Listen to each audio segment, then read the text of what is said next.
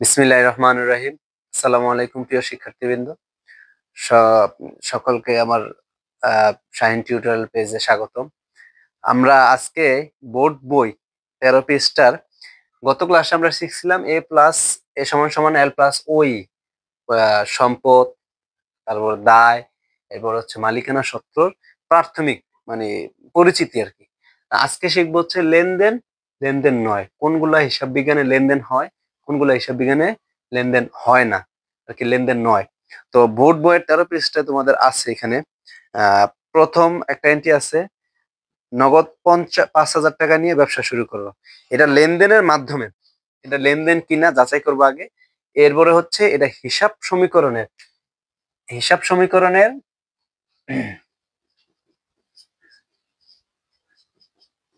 হিসাব সমীকরণের এ সমান সমান এল প্লাস ও ই এর যে অঙ্কটা, হিসাব সমীকরণের প্রভাব, পাশাপাশি আমরা সেটাও শিখবো যে এই লেনদেনের ফলে হিসাব সমীকরণ কি কি পরিবর্তন ঘটতে পারে। এরকম ছোটখাটো একটা দুইটা এন্ট্রি শিখলে বড় অঙ্ক আমরা করতে সুবিধা দেবো।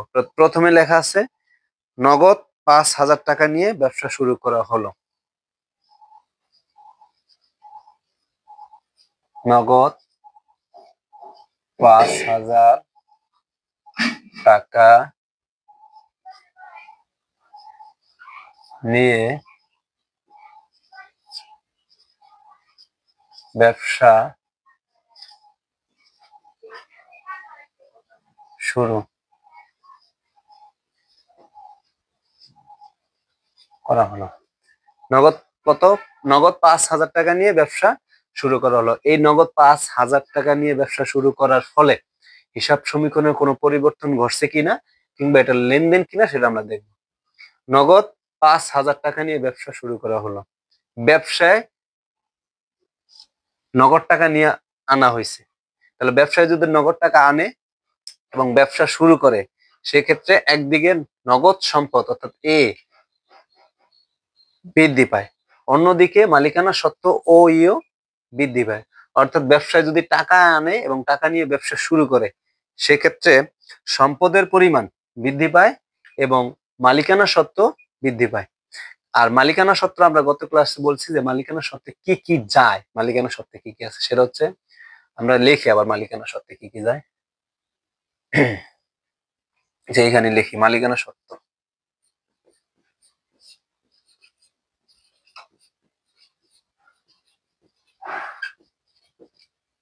মালিকানা সত্ত্ব, মালিকানা সত্ত্ব হচ্ছে ও ই, অনার্স ইকুইটি, মালিকানা সত্ত্ব। এর ভিতরে যায় মূলধন, মূলধন মালিকানা সত্ত্বের ভিতরে যায়। এর সাথে আয়গুলো যোগ হয়, মূলধনের সাথে অর্থাৎ মালিকানা সত্ত্বের মূলধন এর সাথে আয়গুলো যোগ হয়। কোনো প্রতিষ্ঠানে কোনো লেনদেনের ফলে যদি আয় হয়, সে আয়গুলো যোগ হয়। ব্যয় বাদ উত্তোলন বাদ, অর্থাৎ আয়গুলা যোগ মূলধনের সাথে মালিকানা সত্ত্বের ভিতরে এই চারটা যায়। একটা হচ্ছে মূলধন, আয়, ব্যয় এবং উত্তোলন। অর্থাৎ মূলধনের সাথে আয়গুলা যোগ হয়, ব্যয়গুলা বাদ, উত্তোলনটা বাদ যায়। আমরা দেখতেছি 5,000 টাকা নিয়ে যে ব্যবসা শুরু করছে, এই ব্যবসা শুরু করছে মালিক যে টাকা নিয়ে ব্যবসা শুরু করুক, সেটা মূলধন স্বরূপ নিয়ে ব্যবসা শুরু করে। প্রতিষ্ঠানে মূলধনের টাকার পরিমাণ, টাকা নিয়েই ব্যবসা শুরু করে। অনেক সময় সম্পদ নিয়েও ব্যবসা শুরু করে, অর্থাৎ নগদ টাকা এবং আসবাবপত্র, অফিস সরঞ্জাম অর্থাৎ স্থায়ী সম্পদ, কিংবা অনেক সময় ঋণ নিয়েও ব্যবসা শুরু করে। নগদ 5,000 টাকা এনে ব্যবসা শুরু করার ফলে প্রতিষ্ঠানে নগদ টাকা বাড়ছে, অর্থাৎ সম্পদের পরিমাণ বাড়ছে, সম্পদের পরিমাণ বৃদ্ধি পাইছে। অন্যদিকে আবার এই এটা হচ্ছে 5,000 টাকা ব্যবসা, যেমন নগদ টাকা বাড়ছে, আর অন্যদিকে এটা একটা মূলধন, এই মূলধনের পরিমাণও বৃদ্ধি পাইছে। অর্থাৎ হিসাব সমীকরণে এ এবং ও ই দুইটাই বৃদ্ধি পেয়েছে। তার মানে যেহেতু হিসাব সমীকরণের এ এবং ও ই বৃদ্ধি পেয়েছে, অর্থাৎ হিসাব সমীকরণে এটা অন্তর্ভুক্ত হয়েছে, সেক্ষেত্রে বোঝা যায় যে এটা হচ্ছে লেনদেন। তাহলে এক নম্বর এটা হচ্ছে কি, এক নাম্বারটা হচ্ছে লেনদেন, এটা হচ্ছে লেনদেন অর্থাৎ যায়। এবার আমরা দেখবো, আমরা বলছি যে এরকম এই এন্ট্রির মাধ্যমে এ সমান সমান এল প্লাস ও এর পরিমাণও আমরা দেখবো যেটা কি বৃদ্ধি পায় নাকি হ্রাস পায় বা এটা পরিবর্তনটা কি ঘটে। সেক্ষেত্রে আমরা একটা বক্স দিই।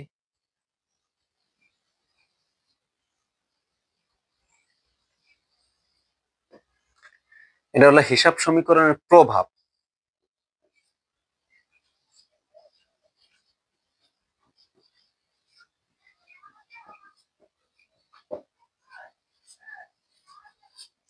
হিসাব সমীকরণের প্রভাব এই প্রশ্নটা সৃজনশীল প্রশ্নে গ নাম্বারে থাকে। হিসাব সমীকরণের উপর লেনদেনের প্রভাব দেখাও, অথবা এ সমান সমান এল প্লাস ও ই প্রমাণ করো। তাহলে আমরা এই এন্ট্রির মাধ্যমে আগে লেনদেন শিখবো, এটা লেনদেন কিনা, পাশাপাশি শিখবো যে এটা হিসাব সমীকরণে কি কি পরিবর্তন করতে পারে। তাহলে হিসাব সমীকরণের লেনদেনের উপর যদি প্রভাব বলে, সেক্ষেত্রে এই যে এই সূত্রটা, অর্থাৎ এ সমান সমান এল প্লাস ও ই, এই সূত্র অনুসারে আমরা কাজ করব। তাহলে এই সূত্র অনুসারে যদি কাজ করি, সেক্ষেত্রে আমাদের এ এ এর জন্য আমরা তিনটা ঘর নিতে পারি, দুইটা নিতে পারি, আমরা আপাতত একটাই নিই যেহেতু একটা ঘর আছে। আচ্ছা, এ আর এখানে হচ্ছে সমান সমান, এই যে সমান সমান, তাহলে এ সমান সমান এল, এল মানে হচ্ছে দায়, এল, তারপর হচ্ছে কি প্লাস ও ই, মালিকানা সত্ত্ব। শেষে অনেকে মন্তব্য দেয়, অনেকে মন্তব্য দেয় শেষে। আচ্ছা, তাহলে আমরা কি বলছি, হিসাব সমীকরণের প্রভাব, একদিকে এটা লেনদেন হয়েছে, এবার এই লেনদেন হওয়ার ফলে হিসাব সমীকরণে কি কি পরিবর্তন ঘটে সেটা দেখাবো। তাহলে হিসাব সমীকরণের প্রভাব এর সূত্র হচ্ছে এ অর্থাৎ সম্পদ সমান সমান এল দায় ও ই মালিকানা সত্ত্ব। প্রয়োজনে আমরা লিখতে পারি, এ হচ্ছে কি সম্পদ, এল হচ্ছে দায়, ও ই মালিকানা সত্ত্ব, ও ই হচ্ছে মালিকানা সত্ত্ব। তাহলে এ সম্পদ, এল দায়, ও ই মালিকানা সত্ত্ব। আচ্ছা, এবার পড়ি আমরা। নগদ 5,000 টাকা নিয়ে ব্যবসা শুরু করার ফলে প্রতিষ্ঠানে নগদ টাকা আসছে, প্রতিষ্ঠানে নগদ টাকা কি বৃদ্ধি পাইছে। তাহলে নগদ সম্পদের ঘরে নগদ আসবো, কারণ নগদ একটা চলতি সম্পদ, নগদ টাকা। তাহলে নগদের ঘরে কি আসছে, 5,000 টাকা, টাকার পরিমাণ প্রতিষ্ঠানে বৃদ্ধি পাইছে, 5,000 টাকা নগদের ঘরে অর্থাৎ সম্পদের ঘরে। অন্যদিকে যে টাকা নিয়ে ব্যবসা শুরু করে সে তাকে বলে মূলধন, যেই টাকা নিয়ে ব্যবসা শুরু করে সেটা হচ্ছে মূলধন। মূলধন যেহেতু 5,000 টাকা নিয়ে ব্যবসা শুরু করছে, তাহলে এটা হচ্ছে একদিকে সম্পদ, অন্যদিকে নগদ অর্থ, অন্যদিকে হচ্ছে মূলধন। তাহলে মূলধনটা কোথায় যায়, এই যে মালিকানা সত্ত্বে। মূলধন হচ্ছে মালিকানা সত্ত্বের পরিমাণ বাড়ে, তাহলে মালিকানা সত্ত্ব, এই যে মালিকানা সত্ত্ব 5,000। তো 1 নাম্বার, লেনদেনের মাল নগদে 5,000 টাকা নিয়ে ব্যবসা শুরু করার ফলে প্রতিষ্ঠানের নগদ টাকা বাড়ছে, এজন্য সম্পদের ঘরে দিছি। আর প্রতিষ্ঠানে মালিকানা সত্ত্ব, ওই যে বলছে মূলধন মালিকানা সত্ত্ব, মালিকানা সত্ত্বের ঘরে দিচ্ছি। আচ্ছা, এটা গেল 1 নাম্বার।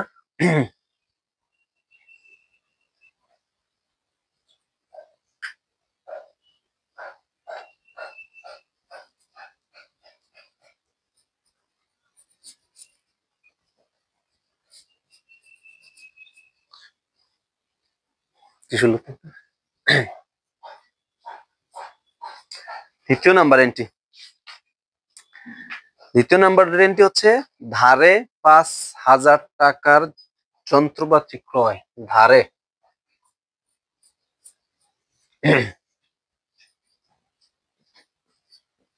ধারে 5,000 টাকার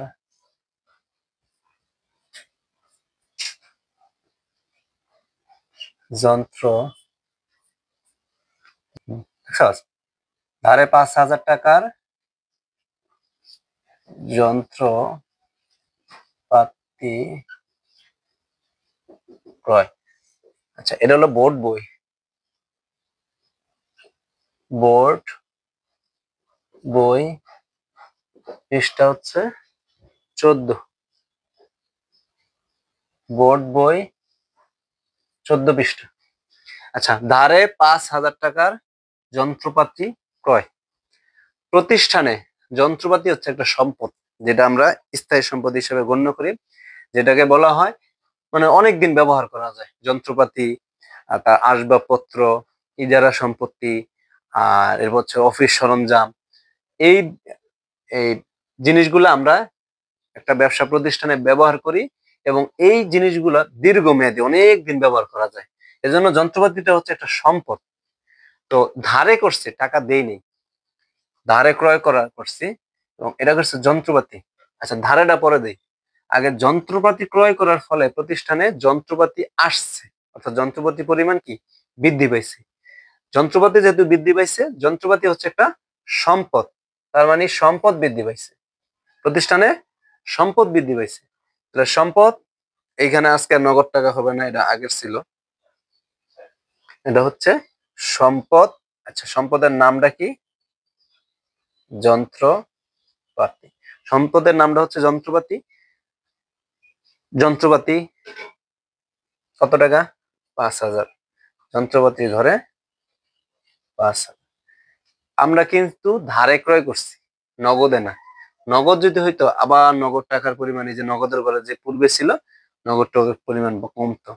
কিন্তু করছি কি, ধারে টাকাটা আমাদের পরবর্তীতে দিতে হইব। যেহেতু ধারে ক্রয় করা হয়েছে, প্রতিষ্ঠান দায়বদ্ধ অন্যের নিকট। কারণ ক্রয় করার ফলে যন্ত্রপাতি আসছে, কিন্তু টাকা দেই না এখনো। প্রতিষ্ঠানের কাছে যদি কোনো ব্যক্তি বা অন্য কেউ টাকা পায়, সে হচ্ছে পাওনাদার। সে হচ্ছে পাওনাদার, মানে পাইবো। যেহেতু প্রতিষ্ঠানের কাছে 5,000 টাকা পায়, সেক্ষেত্রে প্রতিষ্ঠান হচ্ছে কি দায়বদ্ধ অন্যের নিকট। প্রতিষ্ঠান দায়বদ্ধ, প্রতিষ্ঠান টাকা দেয় নাই, অন্যের কাছে কি প্রতিষ্ঠান দায়বদ্ধ। দায় অর্থাৎ ঋণ করলে কিংবা ধারে ক্রয় করলে সেটা দায়ের ঘরে যায়, কারণ প্রতিষ্ঠান দায়বদ্ধ, টাকা এখন পর্যন্ত দেয় না। 5,000 টাকা দায়ের ঘরে। এখানে পাওনাদারও লেখা যায়, ক্রোধেও লেখা যায়, অথবা যার নিকট আনে তার নাম দিয়ে প্রদেয় কথাটা উল্লেখ করে। তো আমরা এখানে যেহেতু পাওনাদার অথবা প্রদেয় দিতে পারি, প্রদেয় অথবা পাওনাদার, ক্রোধেয় অথবা পাওনাদার। টাকা দেই নেই, পাওনাদার পাইবো। এই যে পাওনাদার টাকার পরিমাণ 5,000 টাকা কি পাইবো আমাদের কাছে দায়বদ্ধ। ঠিক আছে? তাহলে আর ধারে ক্রয়ের ফলে আমরা দেখতেছি হিসাব সমীকরণে লেনদেন, এটা লেনদেন কি জন্য লেনদেন? কারণ এই ধারে ক্রয়ের ফলে প্রতিষ্ঠানের যন্ত্রপাতি আসছে, সম্পদের পরিমাণ বৃদ্ধি পাইছে, এবং এই ধারে ক্রয়ের ফলে দায়ের পরিমাণও বৃদ্ধি পাইছে, অর্থাৎ টাকা দিতে হইব। তাহলে এটাতে বোঝা যায় যে লেনদেন হয়েছে এটা। আচ্ছা, আমরা পরেরটা যাই। পাওনাদারকে পরিশোধ এই ঘরেই করি, যেহেতু আমাদের জায়গা। তো আচ্ছা, এটা মুছছি দেখি। পাওনাদারকে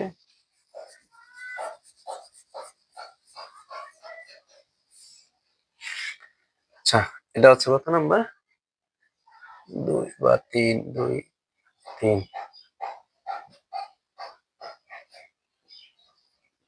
পাওনাদার কে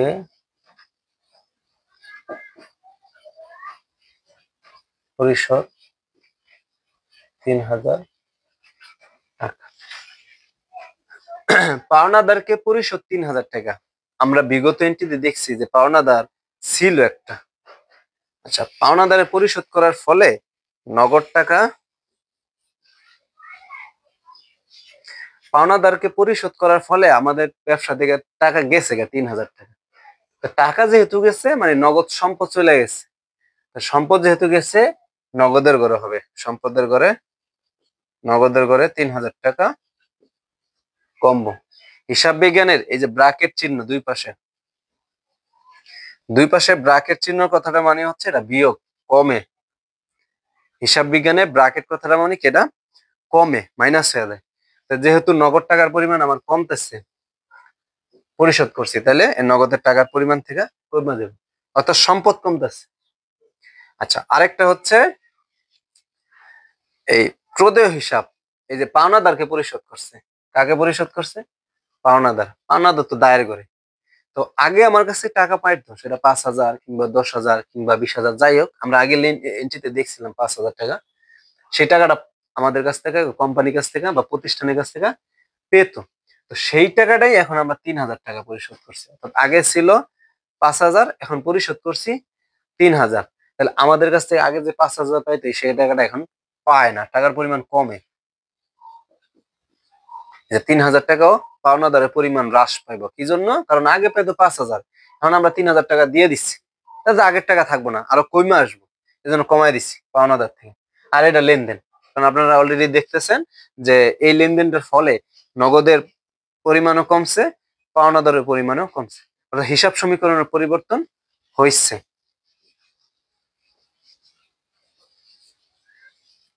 পরের এন্ট্রি, নগদে বেতন পরিশোধ করা হলো।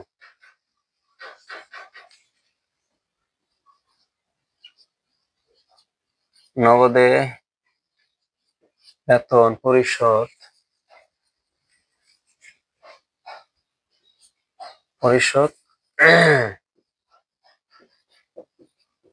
করা হলো। কত টাকা নগদে বেতন পরিশোধ করা হয়েছে? 2,000 টাকা। 2,000 টাকা নগদে বেতন পরিশোধ করা হলো। কত টাকা? 2,000 টাকা। আচ্ছা, এখন নগদে বেতন পরিশোধ মানে দিচ্ছে, কি দিচ্ছে? নগদ টাকা দিচ্ছে। তার মানে কি নগদের পরিমাণ কমে গেছে, নগদ টাকা কমছে। এই যে ব্র্যাকেট দেওয়া মানে কি হ্রাস পায়, কমে। তাহলে নগদ টাকার পরিমাণ কি কমছে? কি দিচ্ছে? বেতন। বেতন হচ্ছে একটা খরচ বা ব্যয় প্রতিষ্ঠানের জন্য। বেতন যদি প্রতিষ্ঠান প্রদান করে মানে পরিশোধ করে বা দেয় কর্মচারীকে, সেটা প্রতিষ্ঠানের জন্য কি একটা খরচ। বেতন হচ্ছে একটা খরচ, এই যে খরচ অথবা ব্যয়। বেতন হচ্ছে কি খরচ অথবা ব্যয়, খরচের অপর নামই ব্যয়। তাহলে বেতন একটা খরচ বা ব্যয়। ব্যয় কি হয়েছে? বৃদ্ধি পাইছে, কারণ পরিশোধ করছে, টাকার পরিমাণটা কমছে, অন্যদিকে বেতনের এই যে খরচের পরিমাণ বাড়ছে বা টাকার পরিমাণটা কি হয়েছে এখানে কমছে। তাহলে এখন এই বেতনটা খরচ কোথায় যাইব? মালিকানা সত্ত্বে। কারণ আমরা বলছি এই যে মালিকানা সত্ত্ব, মূলধন যোগ আয় মাইনাস ব্যয়, অর্থাৎ কোনো ব্যয় হইলে সেটা মালিকানা সত্ত্ব থেকে বাদ যায়। মালিকানা সত্ত্ব থেকে সেটা কি বাদ যায়। তাহলে এই যে মূলধন, আয়, ব্যয়, উত্তোলন, ব্যয়টা কোথায় যাব? এই যে মালিকানা সত্ত্বে ব্যয়। ব্যয় কত আছে? 2,000। বেতন হচ্ছে একটা খরচ বা ব্যয়। ব্যয় আমরা বলে দিচ্ছি, ব্যয় আগেই বলে দিচ্ছি, আমি জানি যেগুলো লাগে। মালিকানা সত্ত্বের ভিতরে ব্যয়টা যায় এবং ব্যয়টা কমে যায়, এই জন্য এই 2,000 টাকা মালিকানা সত্ত্বের থেকে বাদ যাব। ব্যয় হইলেই হ্রাস, কমবো, আয় হইলেই বৃদ্ধি, বাড়বো। মালিকানা সত্ত্বের সাথে আয় হইলে যোগ, ব্যয় হইলে এটা বাদ দিয়ে দিন। এরপরে কত নাম্বার? নগদ আসবাবপত্র ক্রয়। আচ্ছা, নগদ আসবাবপত্র, নগদ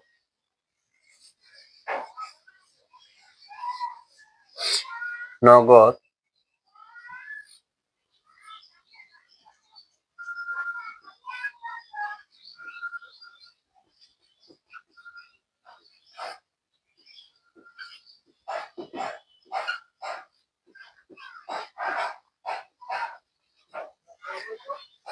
নগদ নগদ আসবাবপত্র ক্রয় 1,00,000 টাকা। 1,00,000 তো দিছে মনে হয়, 1,00,000 টাকা নগদের আসবাবপত্র ক্রয় করছে। এই নগদ আসবাবপত্র ক্রয় করার ফলে টাকা কিন্তু নগদ টাকা দিয়ে দিচ্ছে, নগদের পরিমাণ কি কমবো, কারণ নগদ টাকা দিয়ে দিচ্ছে। তাহলে নগদের পরিমাণ নগদ, এটা সম্পদের ঘরে কিন্তু নগদ হয়। নগদ নগদ কত দিচ্ছে?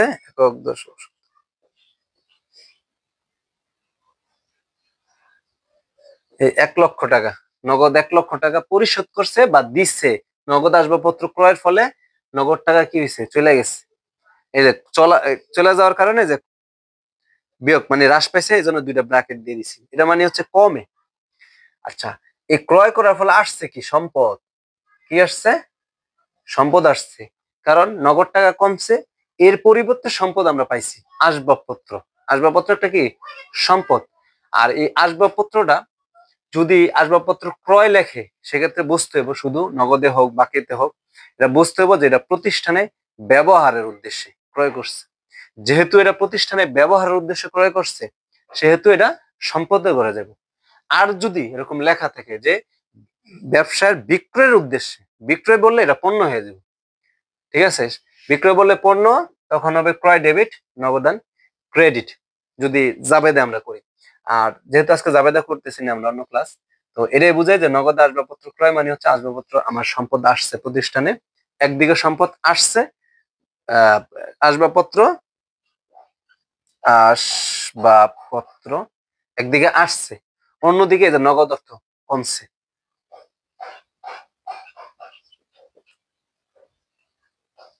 সরি,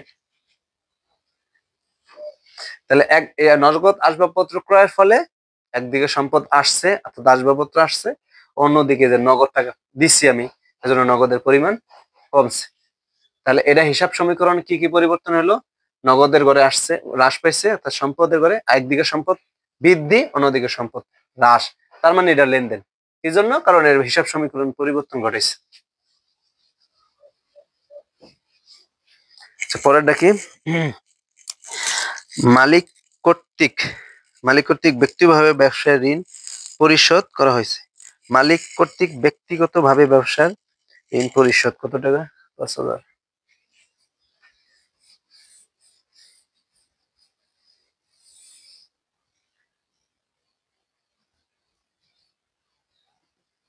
মালিক কর্তৃক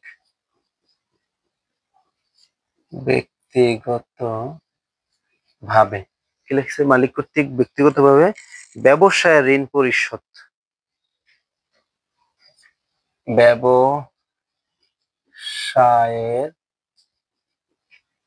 ঋণ পরিশোধ ৫,০০০ টাকা।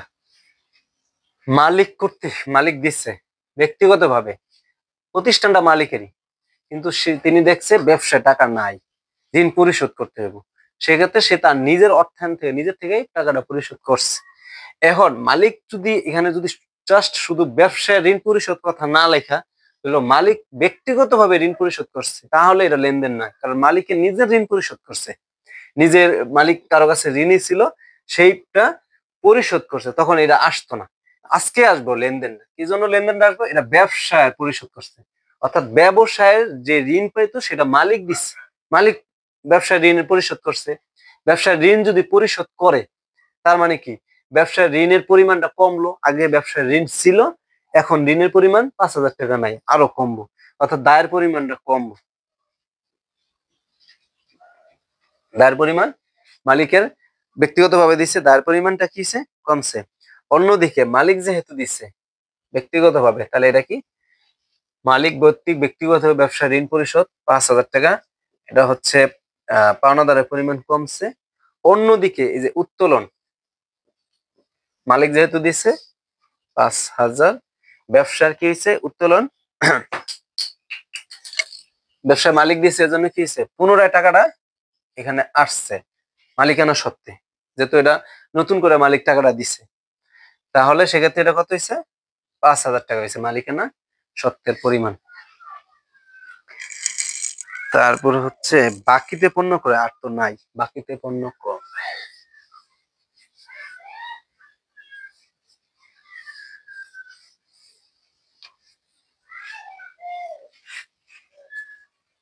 কত নম্বর?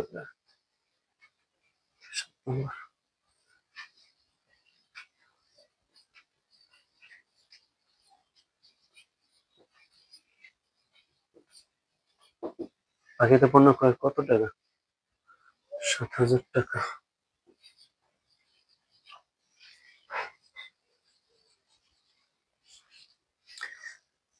আচ্ছা, বাকিতে পণ্য ক্রয় ৭,০০০ টাকা। পণ্য ক্রয় করার ফলে বাকিতে আমি বলে দিছি যে যদি ক্রয় করে সেক্ষেত্রে ব্যয় অর্থাৎ মালিকানা সত্ত্বের পরিমাণ কমবো, মালিকানা সত্ত্ব থেকে বাদ যাব, যে ব্যয় যদি পণ্য ক্রয় করে সেটা মালিকানা সত্ত্ব থেকে বাদ যাবো, অর্থাৎ ব্যয় ব্যয় হিসাব দিয়ে মাইনাস দিব।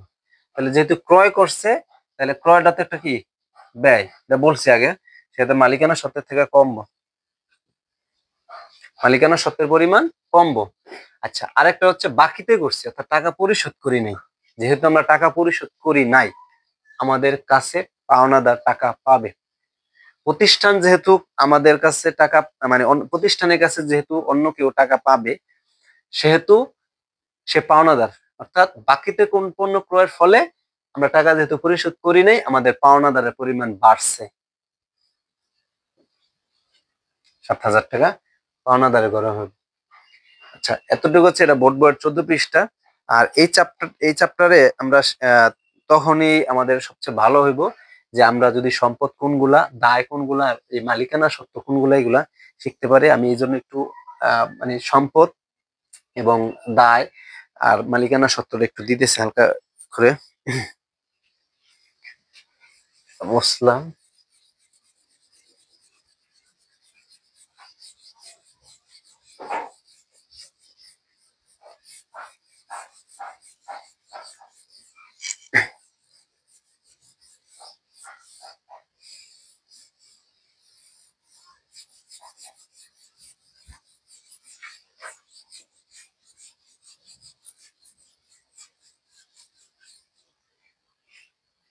সম্পদ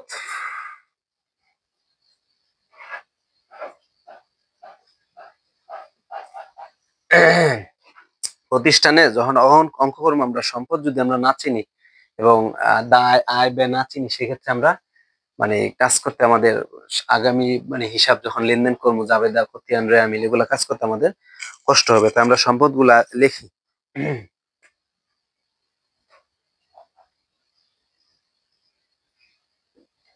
নগদ অর্থ একটা সম্পদ হচ্ছে। আচ্ছা, সম্পদটা আমরা দুইটা পার্ট করে নিই, একটা হলো স্থায়ী সম্পদ, আর একটা হচ্ছে কি চলতি সম্পদ।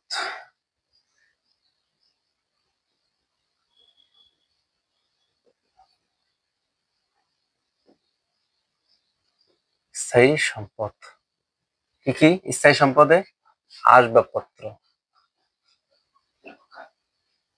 আসবাবপত্র, তারপর হচ্ছে অফিস সরঞ্জাম,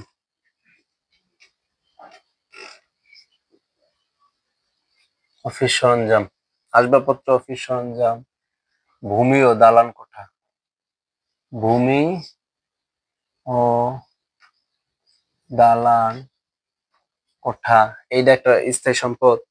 তারপর হচ্ছে যন্ত্রপাতি, যন্ত্রপাতি, আসবাবপত্র, অফিস সরঞ্জাম, ভূমি ও দালান কোঠা, যন্ত্রপাতি, ইজারা সম্পত্তি, ইজারা সম্পত্তি, যন্ত্রপাতি ও ইজারা সম্পত্তি। তারপরে হচ্ছে ট্রেডমার্কও যায়, ট্রেড ট্রেড মার্ক। মোটামুটি এগুলাই অফিস সরঞ্জাম স্থায়ী সম্পদের ভিতরে পড়ে। চলতি সম্পদ,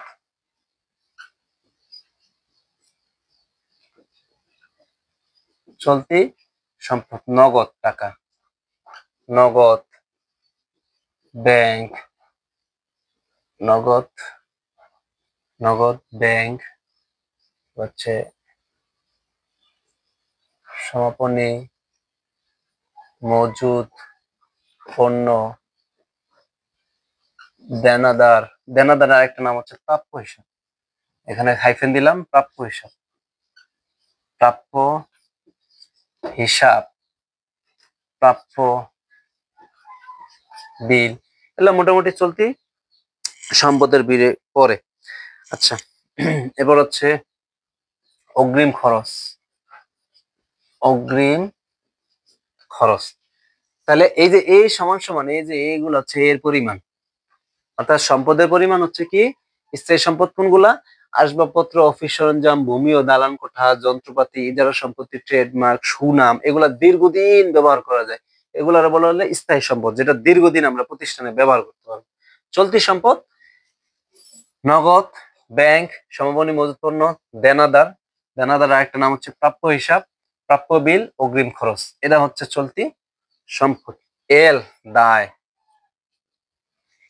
এল মানে হচ্ছে দায়। দায় মানে কি আমাদের কাছ থেকে কেউ টাকা পায়, প্রতিষ্ঠানের কাছে কেউ টাকা পায়, সেটা হচ্ছে দায়। যেমন কি পাওনাদার,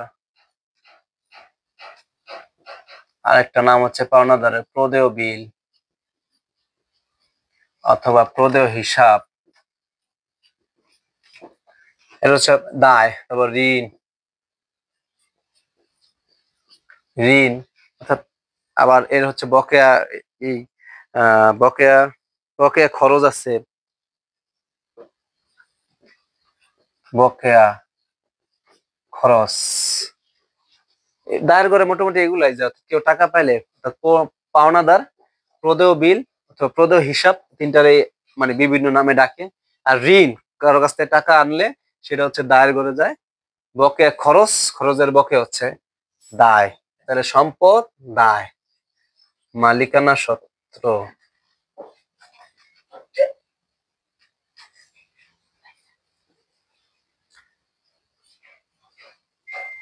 মালিকানা সত্ত্ব। ওই হলো মালিকানা সত্ত্ব। ওই এর কি করে যায়? উত্তোলন করলে, মালিক উত্তোলন, উত্তোলন, মালিকানা সত্ত্বে দেব উত্তোলন করলে, উত্তোলন, মূলধন, উত্তোলন, মূলধন, এগুলো হচ্ছে মালিকানা সত্ত্বের ভিতরে যায়। উত্তোলন, মূলধন যায়। আয়, এটা আগে বলে দিচ্ছি, আয়, কোন আয় সমূহ এবং ব্যয়, এগুলো হচ্ছে মালিকানা সত্ত্ব। তাহলে সম্পদ, ওই সম্পদের পরিমাণ। দায়, দায়ের নাম, মালিকানা সত্ত্ব, মালিকানা সত্ত্ব, এগুলা দিয়েই হচ্ছে যে হিসাব সমীকরণ মোটামুটি আমরা করতে পারবো এবং সামনে অন্যান্য যেগুলো আছে আগাতে পারবো ইনশাল্লাহ। এবং আশা করি আপনারা এগুলা আপনাদের ক্লাসের জন্য উপকার হবে করার জন্য। আজকের মতো এখানেই, আমরা পরবর্তী ক্লাস হিসাব সমীকরণে একটা দুইটা অঙ্ক করার চেষ্টা করবো এবং লেনদেন সংক্রান্ত একটা ফুল অঙ্ক, একটা একেবারে উঠানোর পরে ফুল অঙ্ক করবো, যাতে একেবারে প্র্যাকটিক্যাল বুঝাইতে পারি যে হিসাব সমীকরণে কিভাবে কিভাবে পরিবর্তন হয়। আপনারা ভালো থাকেন, সুস্থ থাকেন। আসসালামু আলাইকুম রহমতুল্লাহ।